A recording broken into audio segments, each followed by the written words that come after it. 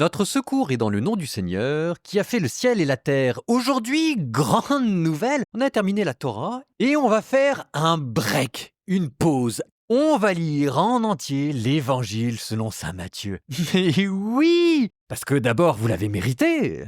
Enfin, vous avez quand même lu la Torah en entier, ce qui va nous faire comme une bouffée d'air frais, parce que même si la Torah est magnifique, quand même, l'Évangile, c'est encore le degré au-dessus. Et faire un point messianique, je reprends l'idée au podcast Bible in a Year de Father Mike, ça nous rappelle que c'est Jésus-Christ qui est le sommet de la révélation et la clé de lecture, d'interprétation de tout l'Ancien Testament. Et à l'inverse, ça vous permet aussi de voir comment est-ce que l'Ancien Testament donne une couleur à l'Évangile que vous n'aviez peut-être pas vue auparavant. Par exemple, l'Évangile selon saint Matthieu commence par une généalogie, ce qui n'est pas à vous rappeler les longues généalogies que vous avez entendues dans la Torah et le Pentateuque. Par exemple encore, l'Évangile selon saint Matthieu est structuré autour de 5 grands discours. Et combien y a-t-il de livres dans la Torah ? 5 aussi. Hasard ? Coïncidence ? Oh, je ne crois pas. Comme le nouveau Moïse.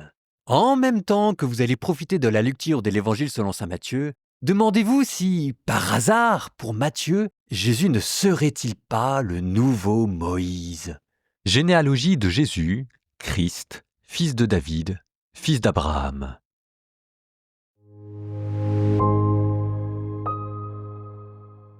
Abraham engendra Isaac. Isaac engendra Jacob. Jacob engendra Juda et ses frères. Juda, de son union avec Tamar, engendra Pharès et Zara. Pharès engendra Échrom. Échrom engendra Aram. Aram engendra Aminadab. Aminadab engendra Naasson. Naasson engendra Salmon. Salmon, de son union avec Rahab, engendra Boz. Boz, de son union avec Ruth, engendra Jobed. Jobed engendra Jessé. Jessé engendra le roi David.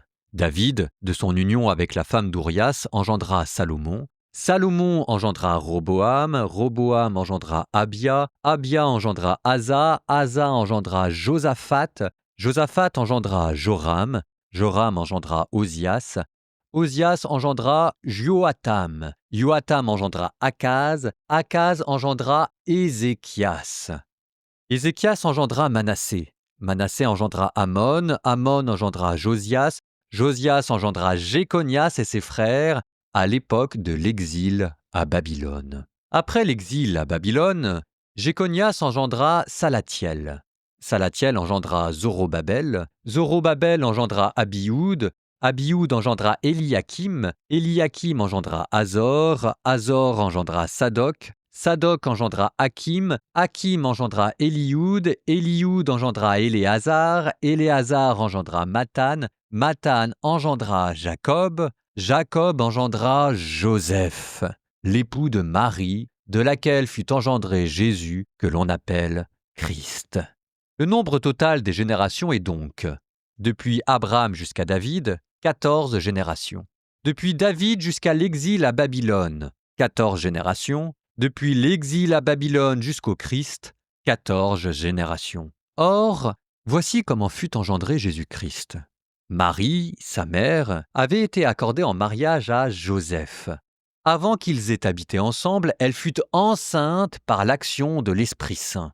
Joseph, son époux, qui était un homme juste et ne voulait pas la dénoncer publiquement, décida de la renvoyer en secret. Comme il avait formé ce projet, voici que l'ange du Seigneur lui apparut en songe et lui dit « Joseph, fils de David, ne crains pas de prendre chez toi Marie, ton épouse, puisque l'enfant qui est engendré en elle vient de l'Esprit Saint. Elle enfantera un fils, et tu lui donneras le nom de Jésus, c'est-à-dire le Seigneur sauve, car c'est lui qui sauvera son peuple de ses péchés. Tout cela est arrivé pour que soit accomplie la parole du Seigneur prononcée par le prophète. Voici que la Vierge concevra, et elle enfantera un fils. On lui donnera le nom d'Emmanuel, qui se traduit « Dieu avec nous ». Quand Joseph se réveilla, il fit ce que l'ange du Seigneur lui avait prescrit. Il prit chez lui son épouse, mais il ne s'unit pas à elle, jusqu'à ce qu'elle enfante un fils, auquel il donna le nom de Jésus. Hérode le Grand. Or, voici que des mages venus d'Orient arrivèrent à Jérusalem et demandèrent où est le roi des Juifs qui vient de naître? Nous avons vu son étoile à l'Orient et nous sommes venus nous prosterner devant lui. » En apprenant cela, le roi Hérode fut bouleversé, et tout Jérusalem avec lui. Il réunit tous les grands prêtres et les scribes du peuple pour leur demander où devait naître le Christ. Ils lui répondirent « À Bethléem en Judée. Car voici ce qui est écrit par le prophète.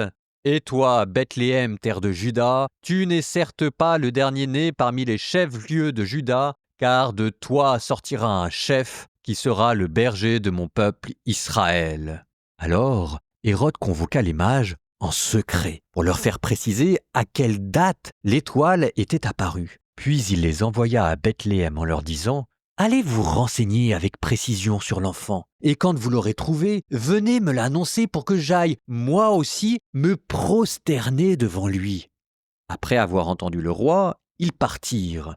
Et voici que l'étoile qu'ils avaient vue à l'Orient les précédait, jusqu'à ce qu'elle vienne s'arrêter au-dessus de l'endroit où se trouvait l'enfant.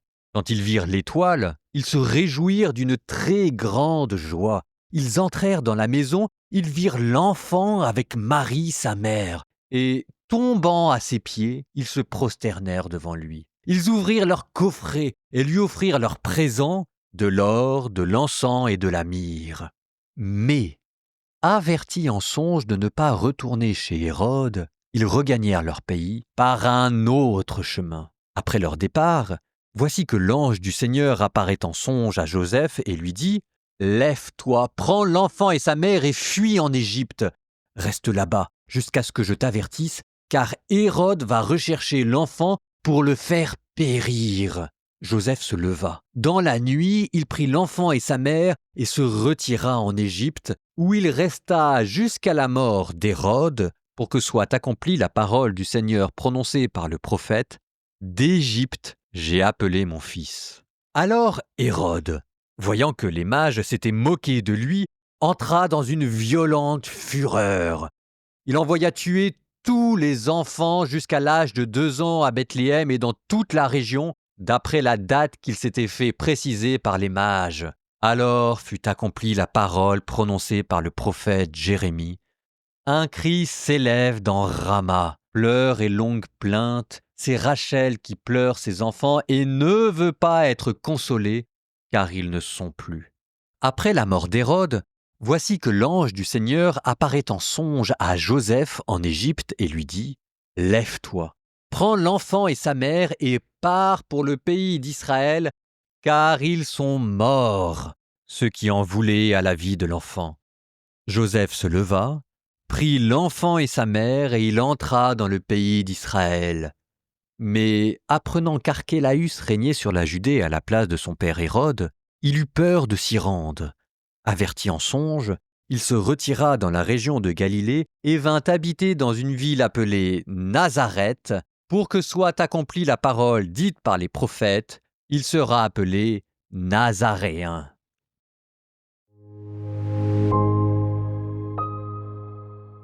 Regardez tous les liens qu'il y a entre la Torah et le chapitre que vous venez d'entendre. Par exemple, la généalogie. Il y en a plein dans la Torah. On commence par une généalogie. Puis même le mot de généalogie, Genèse, qui vous renvoie au premier livre de la Bible, la création du monde, ça recommence avec Jésus. Ensuite, la figure de Joseph. Le Joseph de l'Ancien Testament, le Joseph, le père adoptif de Jésus, les deux ont des songes, les deux partent en Égypte. Ensuite, vous aviez les rois mages. Les rois mages, souvenez-vous, c'était la prophétie de Balaam. Et puis, vous aviez cette phrase-là, c'est d'Égypte que j'ai appelé mon fils. Ça, c'était la sortie du peuple hébreu du pharaon. Les gens ronchons trouvent cette généalogie ennuyeuse. Mais pas vous! Pas vous qui avez maintenant écouté ces 5 premiers livres de la Torah. Vous savez, vous, ce qu'il y a derrière. Vous savez que tout est dans des détails. Par exemple, il y a combien de femmes dans cette généalogie? Il y en a 3. Et elles ont chacun un rôle bien particulier, une histoire à chaque fois bien particulière. C'est elles qui ouvrent la généalogie de Jésus aux nations environnantes. Ensuite, vous avez ce résumé schématique de l'histoire d'Israël en 3 grands chapitres. D'abord, les patriarches.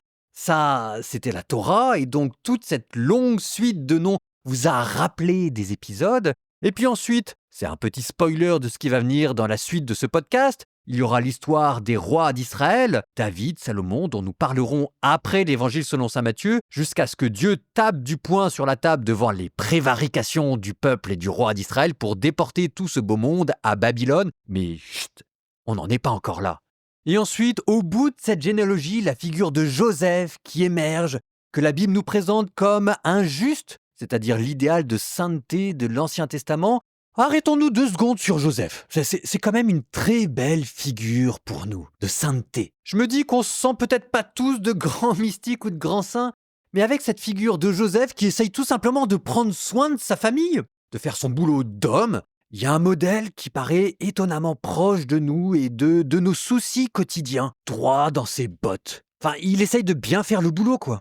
Sentez que, pour Joseph, la loi, ça veut dire quelque chose. Mélange de rectitude et de miséricorde, puisqu'il n'accable pas Marie, qui normalement aurait mérité d'être lapidée d'après la loi de l'époque. Donc un mélange entre miséricorde et loi, et puis aussi un peu de mysticisme. Joseph est l'homme à qui l'ange apparaît. Ce qui devrait vous étonner ici, vous allez me dire, moi, il n'y a pas toujours des anges qui m'apparaissent, mais ce qui vous devrait vous étonner, c'est pas que des anges apparaissent à Joseph, c'est plutôt que Joseph leur obéisse. La porte d'entrée dans la vie mystique, c'est la docilité.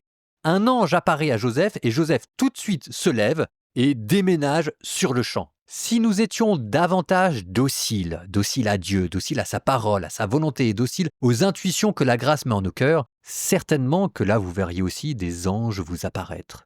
Et puis après, dernière phase de ce prologue familial, les rois mages. Extraordinaire, les rois mages. Les rois mages, on nous dit que c'est un midrash. Un midrash, vous savez, c'est une sorte de conte qu'on rajoute pour exploiter le sens d'une histoire. L'histoire, c'est la naissance de Jésus, et le conte que l'on rajoute, c'est les rois mages qui apportent de l'or, de l'encens et de la myrrhe, ce qui permet de dire l'or, que Jésus est roi, l'encens, la prière qui monte comme un encens, que Jésus est Dieu, et la myrrhe, avec lequel on embaume les cadavres pour les conserver, que Jésus va être le prêtre qui va donner sa vie. Roi, Dieu, prêtre. Ça, c'est le midrash des rois mages, ce qui ne veut pas dire que les rois mages n'aient pas existé. Il existait des mages en Perse au temps de Jésus, et ce que vous pourrez dire, l'archéologie astronomique avec quelqu'un comme Molnar qui a fait les études en 81, on a retrouvé dans le ciel d'Israël en l'an -6 des constellations qui, d'après le calendrier astrologique, auraient très bien pu mettre en route des mages juifs restés en Perse. Voilà pour le commentaire de ce prologue. Nous passons maintenant à transition poétique à un psaume. J'ai choisi, pour nous accompagner tout au long de l'Évangile selon saint Matthieu, des strophes du psaume 118 numérotation grecque, 119 numérotation hébraïque, ce que l'on appelle le psaume de la loi divine. Psaume 118, Aleph, verset 1. Heureux les hommes intègres dans leur voie, qui marchent suivant la loi du Seigneur. Heureux ceux qui gardent ses exigences, ils le cherchent de tout cœur. Jamais ils ne commettent d'injustice, ils marchent dans ses voies. Toi, tu promulgues des préceptes à observer entièrement. Puissent mes voies s'affermir à observer tes commandements. Ainsi je ne serai pas humilié quand je contemple tes volontés. D'un cœur droit je pourrai te rendre grâce, instruit de tes justes décisions. Tes commandements, je les observe, ne m'abandonne pas entièrement.